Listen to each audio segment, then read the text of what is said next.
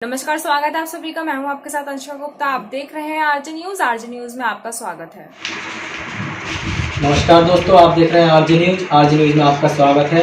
आज हम बात करते हैं कृष्ण कुमार जी से, जो कि जिला बरेली के पंचायती चुनाव में जो खड़े हो रहे हैं। आज हम उनसे बात करते हैं कि इनका यहाँ पर जो माहौल है बहुत ही अच्छा है, पब्लिक का बहुत सपोर्ट है इनको। आज हम बात करने आए हैं इनसे, बहुत ही खास मुलाकात। सर, आपका नाम? मेरा नाम कृष्ण कुमार है और मैं आपके चैनल के माध्यम से सभी ग्रामवासियों को होली की हार्दिक शुभकामनाएं देना चाहता हूं और बहुत बहुत आभार व्यक्त करना चाहता हूं। जिस तरीके से क्षेत्र की जनता, गांव की जनता सपोर्ट कर रही है, मैं उसके लिए उनका आभारी हूं और शायद उनके इस प्यार के कारण ही मुझे हौसला मिल रहा है कि मैं प्रबल दावेदारी कांगेपुर से कर पा रहा हूँ। सर, आप चुनाव जीत जाते हैं तो सर आपके सामने कैसे मुद्दे रहते हैं, कार्य करते हैं? देखिए, चुनाव जीतने के बाद में जो बुनियादी सुविधाएं होती हैं, जैसे बिजली पानी की व्यवस्था, जनता को जो बुनियादी सुविधाएं होती हैं उनकी आवश्यकता होती है। उसके अलावा जनता को कुछ नहीं चाहिए होता है। जैसे कि आपका गांव में पानी, नाली या रोड वगैरह की व्यवस्था अगर अच्छी है तो ये जनता के लिए बहुत बड़ा प्लस पॉइंट हो जाता है और ये उनकी बहुत ही प्राथमिक ज़रूरत होती है कि रोड साफ़ रहें, नालियों से पानी रुके ना, गंदगी ना इकट्ठी हो। तो इस तरीके से नालियों वगैरह, रोड वगैरह की व्यवस्था अगर अच्छी आप करते हैं तो उससे क्या होता है कि जो आपका एरिया, जो गली है या जो मोहल्ला है, वो साफ़ सुथरा नज़र आता है और हर आदमी चाहता है कि वो साफ़ सुथरी जगह में रहे। सर, कुछ ऐसे आपके यहाँ पर जो हैं जिनके कार्ड ना बने हों, जैसे योजना वाले कार्ड जो चल रहे हैं? कांधरपुर की मैं आपको बताऊं तो एक बहुत बड़ी जो है ग्राम पंचायत है। तो इसमें अगर वोटर की गिनती हम ना करें, मतलब इंक्लूडेड वोटर के समेत जो जिनके वोट नहीं बने हुए हैं, उन लोगों को अगर हम जोड़ के लगाएं तो शायद 20 से 25 हज़ार लोग कांधरपुर में रहते हैं।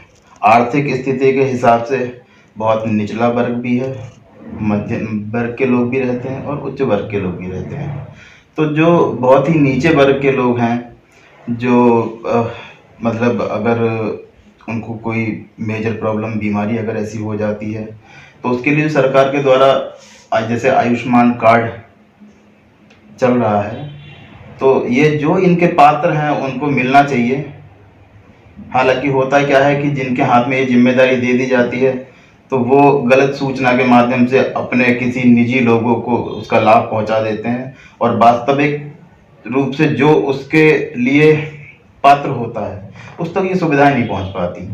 सर, तो गांव में कुछ ऐसा होता है, सरकारी योजनाएं लोगों तक नहीं पहुंच पाती हैं, तो उसके बारे में आप क्या कहना चाहेंगे? मैं वही कह रहा हूँ कि जैसे कार्ड जो है ना, आयुष्मान कार्ड, ये भी एक सरकारी योजना है उसके माध्यम से, लेकिन सरकार की योजना ग्राम प्रधानों के माध्यम से वो उन पात्र लोग तक नहीं पहुंच पा रही है और लोगों के लिए पहुंच जाती है जो उनके संबंध जिनके साथ ज़्यादा अच्छे होते हैं। वो ये नहीं देखते कि ये पात्र कौन है और कौन हमारा नज़दीकी है।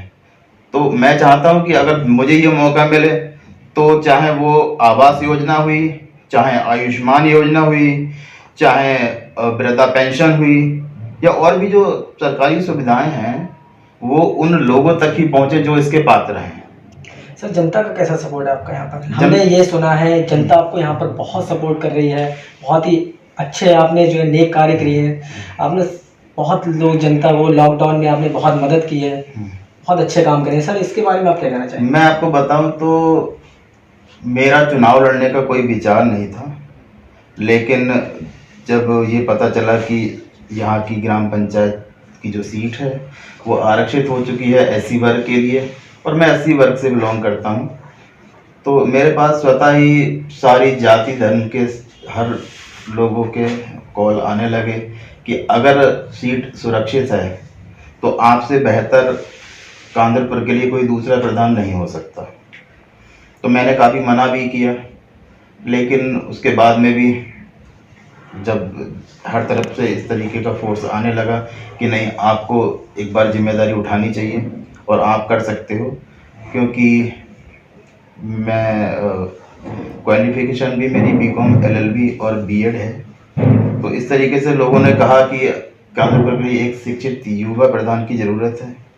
मैंने कहा कि ठीक है, अगर आप लोगों का इस तरीके से वो है तो मैं ये जिम्मेदारी उठाने के लिए प्रयासरत रहूँगा, और अगर ये जिम्मेदारी मिलती है तो अच्छे से वो अपने कर्तव्यों का निर्वहन करूँगा।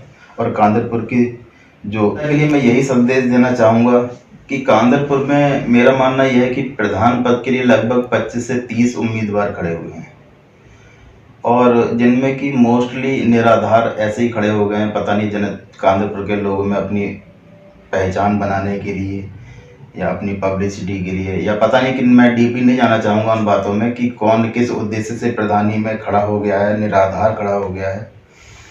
लेकिन मैं कांदरपुर की जनता के लिए यही संदेश देना चाहूँगा कि वो अपने बुद्धि विवेक का प्रयोग करते हुए कांदरपुर के लिए एक शिक्षित और जिम्मेदार व्यक्ति को चुने।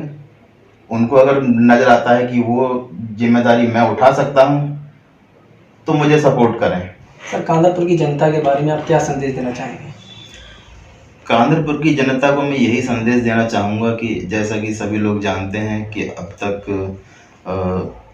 जब भी मेरी ज़रूरत किसी भी व्यक्ति, किसी भी समाज के व्यक्ति को पड़ी है तो मैंने निस्वार्थ भाव से उसकी हर संभव मदद की है मैंने। और अगर कांदरपुर के प्रधान पद का दायित्व मुझे मिलता है तो इसको अपना प्रथम दायित्व समझते हुए कांदरपुर की जनता की भरपूर सेवा करूंगा, और जो सुविधाएं जिस तरीके से भी लाभ ऊपर से जनता तक पहुंचाए जा सकते हैं उनके लिए निरंतर प्रयास करता रहूंगा। और जो काम अब तक कांदरपुर में नहीं हुए हैं, जो सुविधाएं रुकी हुई हैं, तो मैं चाहता हूं कि अगर मुझे ये जिम्मेदारी दी जाए तो उन सारे रुके हुए कामों को भी मैं कांदरपुर में लाके और उनको पूर्ण कराने की कोशिश करूंगा। और विकास की गंगा बहाने का इरादा है कांदरपुर में।